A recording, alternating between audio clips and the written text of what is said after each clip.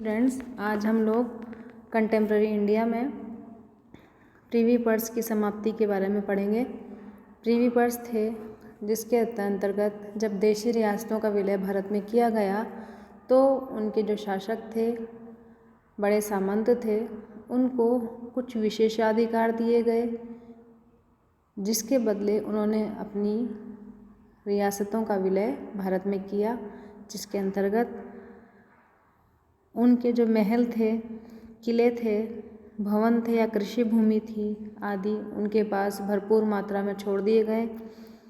उनको विशेषाधिकार के रूप में पेंशन राशि दी गई तथा विभिन्न प्रकार के मुआवजे दिए गए।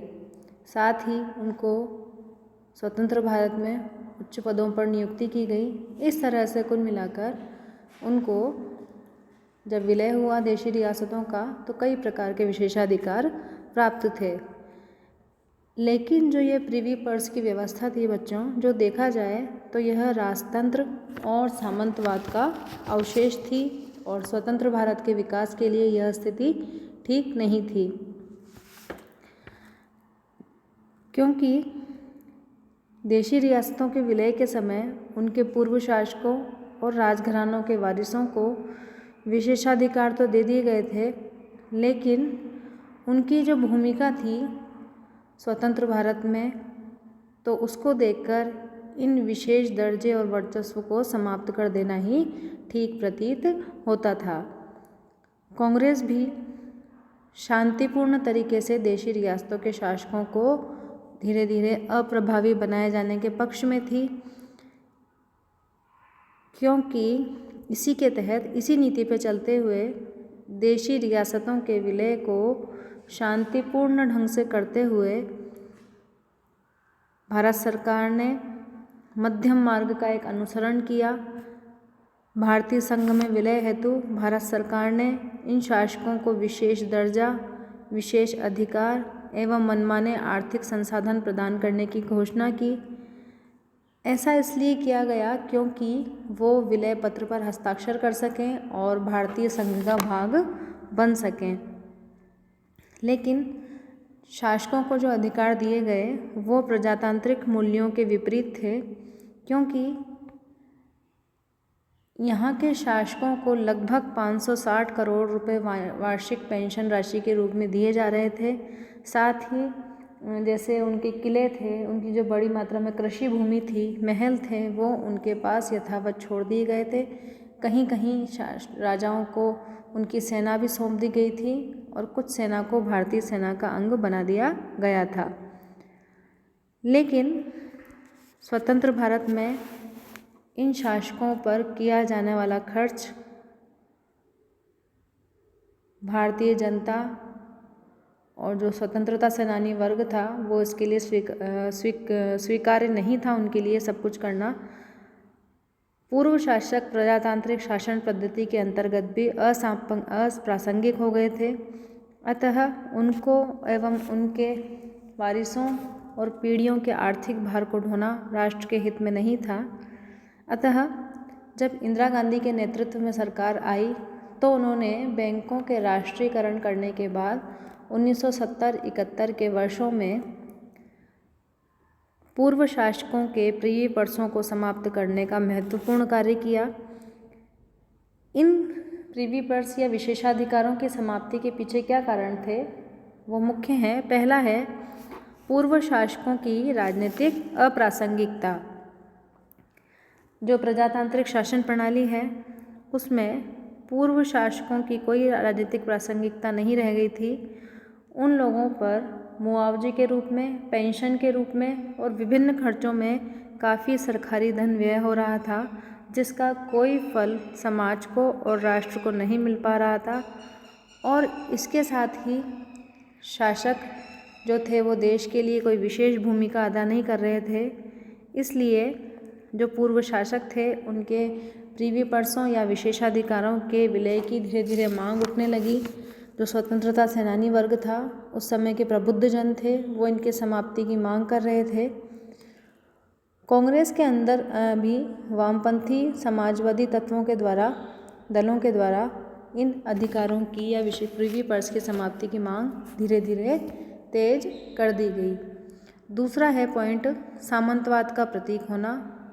हम पहले भी पढ़ चुके हैं बच्चों कि यह राजतंत्र और सामंतवाद का अवशेष था प्रिवी पर्स या इनके विशेषाधिकार। पूर्व शासकों को सरकार से प्राप्त जो विशेषाधिकार थे वो सामंतवाद को जीवित रखे हुए थे। देशी रियासतों में सामंतवाद और अधिक मौजूद था। जागीरदारी और जमींदारी व्यवस्था को भूमि सुधारों के माध्यम से समाप्त तो कर दिया गया, लेकिन फिर भी इन राजाओं के अस्तित्व से इनका पूर्व जमींदार और जागीरदारों का कृषि क्षेत्र में अभी भी वर्चस्व कायम था और यह अभी भी यह विचार रखते थे कि पुनः राजाओं का राज आ सकता है। अतः उनकी राजनीतिक गतिविधियां भारतीय संविधान और लोकतंत्र की भावना के विरुद्ध थी। इसलिए इस स्थिति में प्रिवी पर्स की समाप्ति करना बहुत आवश्यक हो गया था। तीसरा पॉइंट है बच्चों दक्षिणपंथी राजनीति का विकास। जो रियासतों के पूर्व शासक थे वो अधिकतर उसमें से कांग्रेस विरोधी जो थी दक्षिणपंथी राजनीति उसके साथ जुड़ गए थे। हालांकि कुछ शासक और सामंत कांग्रेस से भी जुड़े हुए थे, लेकिन अंदर ही अंदर वे दक्षिणपंथी तत्वों के साथ मिले हुए थे और कांग्रेस के अंदर रहकर वह दक्षिणपंथी तत्वों को मजबूत बना रहे थे। अतः लोकतंत्र की स्थापना के लिए इन राजाओं के विशेषाधिकारों की समाप्ति जरूरी थी क्योंकि यह इनका जो उद्देश्य था वो राष्ट्रहित में नहीं था। तत्कालीन दक्षिणपंथी तत्वों को और राजनीति को अप्रभावी करने के लिए दक्षिणपंथ का प्रतीक बन चुके इन पूर्व शासकों के प्रिवी पर्सों को समाप्त करना उस समय की एक महत्वपूर्ण आवश्यकता बन गई थी। अगला पॉइंट है भूमि सुधारों की प्रक्रिया में बाधक। हमने पढ़ा भूमि सुधारों और कृषि सुधारों के बारे में। इसमें हमने कहीं ना कहीं पढ़ा कि जो पूर्व शासक थे या बड़े भूस्वामी वर्ग थे उन्होंने खुद काश्त के बहाने काफ़ी सारी भूमि पर अधिकार कर लिया था और वह भूमि वह कृषकों को भी नहीं सौंपते थे। तो इसमें क्या हुआ कि जब जो राजा थे उनको विलय के समय विशेषाधिकार के रूप में उनके पास काफ़ी सारी कृषि भूमि छोड़ दी गई, जिस पर वह स्वयं खेती नहीं करते थे बल्कि किसानों को किराए या राजस्व हेतु कृषि भूमि देते थे। इस अर्थों में जमीनों पर तो उनका राज्य कायम था, लेकिन किसानों की स्थिति काफ़ी दयनीय थी, जिससे उनके हिस्से में जो भूमि थी उसकी उत्पादकता बढ़ने के बजाय घट रही थी। कृषि सुधार और भूमि सुधार की तरफ वो कोई ध्यान नहीं दे रहे थे। ऐसे में भूमि सुधारों की सफलता के लिए आवश्यक था कि इनसे ज़मीन ली जाए और उसको भूमिहीन किसानों और श्रमिकों में बांटकर भूमि सुधार की जो प्रक्रिया थी उसको सफल बनाया जाए। अगला पॉइंट है तत्कालीन राजनीतिक आवश्यकता। 1966 में जब लाल बहादुर शास्त्री की मृत्यु हुई उसके बाद इंदिरा गांधी प्रधानमंत्री बनी। जो दक्षिणपंथी खेमा था कांग्रेस के अंदर वो इंदिरा गांधी का विरोधी था और वो नहीं चाहता था कि देश के अंदर कोई अच्छी सुधारात्मक प्रक्रिया हो, लेकिन इंदिरा गांधी आर्थिक प्रगति की पक्षधर थी। इसी के तहत उन्होंने बैंकों के राष्ट्रीयकरण का कार्य किया और अगले कदम के रूप में वह इन राजाओं के विशेषाधिकारों को समाप्त करना चाहती थी ताकि देश का सही ढंग से आर्थिक विकास हो सके। अतः 1970-71 के दशक में उन्होंने राजाओं के प्रिवी पर्सों की समाप्ति की। अतः तत्कालीन जो राजनीतिक घटनाक्रम था उनके समय का, उसमें प्रिवी पर्सों की समाप्ति बहुत ही आवश्यक हो गई थी। इस तरह से 1970 में आरंभ हुआ विशेषाधिकारों की समाप्ति का सिलसिला मार्च 1971 में पूर्ण हुआ।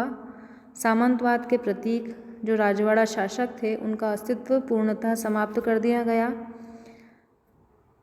और इन राजा महाराजाओं के वेतन भत्ते उनके विशेषाधिकारों की समाप्ति करके उनको सामान्य नागरिकों की श्रेणी में लाया गया, ताकि देश में सही ढंग से लोकतंत्र की स्थापना की जा सके। इस घटना को भारतीय इतिहास में एक महत्वपूर्ण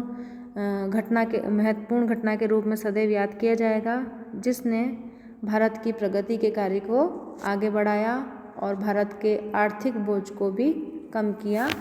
धन्यवाद।